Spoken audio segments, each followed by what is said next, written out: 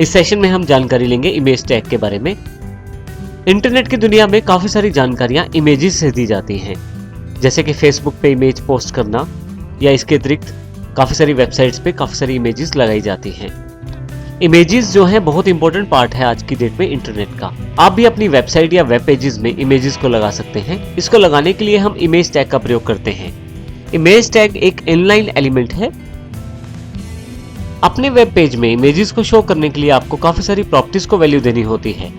इनमें से कुछ प्रॉपर्टीज यहाँ पे इस प्रकार दी गई हैं। सबसे पहले सोर्स SRC, जिस इमेज को आप वहां शो करना चाहते हैं, सोर्स में उस इमेज का नाम आता है जिसमें उसकी एक्सटेंशन की जानकारी भी दी जाती है। अल्टरनेट टेक्स्ट ALT, यदि किसी कारण से वो इमेज हमारे HTML पेज में दिखाई नहीं दे रही तो उस स्थान पर, उस इमेज के स्थान पर अल्टरनेटिव टेक्स्ट दिखाई देगा। ये अल्टरनेट टेक्स्ट आप दे सकते हैं। जो टेक्स्ट आप देंगे इमेज ना शो होने की स्थिति में ये दिखाई देगा। हाइट, उस इमेज की हाइट क्या है, पिक्सल्स में दे सकते हैं, जैसे 200 पिक्सल हमने यहाँ पे जानकारी दी हुई है। Width 300 pixel. टाइटल, आप इमेज का टाइटल भी डिफाइन कर सकते हैं। उसके लिए टाइटल प्रॉपर्टी का प्रयोग किया जाता है। इमेज टैग को अच्छी तरह से समझने के लिए हम 15 पॉइंट image.html प्रोग्राम को देखते हैं। यहाँ पे हमारे पास इमेज टैग का जो प्रोग्राम है वो एक फोल्डर के अंतर्गत दिया गया है। फोल्डर के अंदर क्यों दिया है, इसकी जानकारी मैं अभी थोड़ी देर में आपको देता हूँ। अभी हम पहले इस फोल्डर को खोलते हैं। अब देखेंगे यहाँ पे काफी सारे प्रोग्राम्स अवेलेबल हैं। सबसे पहले हम 15 पॉइंट img.html प्रोग्राम को चलाएंगे। डबल क्लिक करते हैं इस पे हम। अब देखेंगे यहाँ पे 2 इमेजेस शो कर दी गई है। ये इमेजेस बिल्कुल एक ही इमेज है जिसको 2 बार शो किया गया है। ये इमेज हमारे पास कहाँ से आई है, इसके लिए हम सोर्स की जानकारी लेते हैं। इसी फाइल को राइट क्लिक करके एडिट विद नोटपैड++ के साथ इसे मैं खोल लेता हूँ। साथ में ब्राउजर को भी खोल लेता हूँ। आमने सामने दोनों चीजें हमारे पास हैं। एक लेफ्ट हैंड साइड पे ब्राउजर है और राइट हैंड साइड पे हमारा टेक्स्ट एडिटर है। अब यहाँ देखेंगे कि इमेज टैग को हमने यहाँ बॉडी सेगमेंट के अंदर प्रयोग किया है। इमेज टैग के अंतर्गत हमने img टैग को प्रयोग किया है। यहाँ पे हम इसको पूरी तरह से देख सकते हैं। img टैग का प्रयोग इमेजेस को लगाने के लिए किया जाता है। जैसे कि हमने थोड़ी देर पहले जानकारी ली थी, सोर्स प्रॉपर्टी की वैल्यू हम दे सकते हैं उस इमेज के नाम के साथ। जैसे कि यहाँ पे मेरी इमेज का नाम process.gif है। यहाँ पे मैंने किसी भी तरह का कोई पाथ डिफाइन नहीं किया।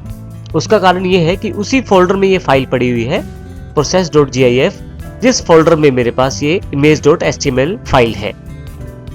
यदि आपकी फाइलें सेम फोल्डर के अंतर्गत हो तो फिर आपको यहाँ पे पाथ देने की आवश्यकता नहीं रहती है। हम फिर से वापस आते हैं अपने प्रोग्राम पे। उसके साथ ही हमारे पास यहाँ पे अल्टरनेटिव टेक्स्ट दिया गया है ISST AIM स्मार्टो सिस्टम।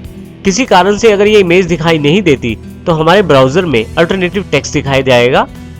विड्थ की जानकारी दी गई है जो 400 है और हाइट जो है वो 200 है।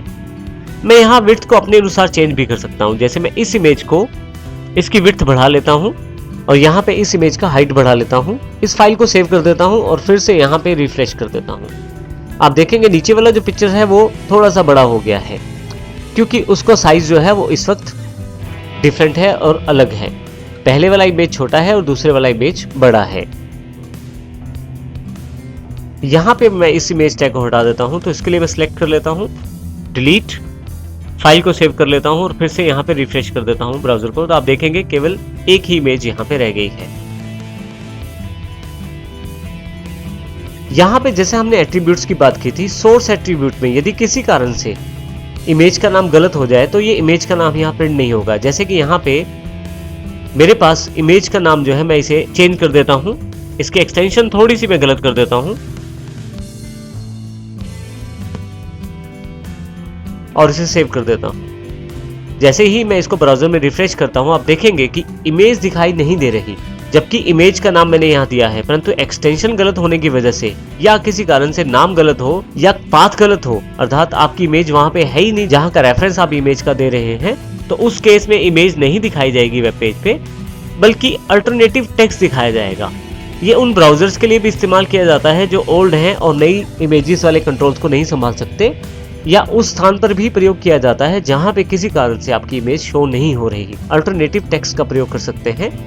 इमेज के एक्सटेंशन क्या है ये जानने के लिए आइए हम अपने इमेज वाले फोल्डर में चलते हैं। आप देखेंगे यहाँ पे एक्सटेंशन दी गई है process.gif। तो जो ये डॉट के बाद के 3 अक्षर हैं तो ये एक्सटेंशन को रिप्रेजेंट करते हैं।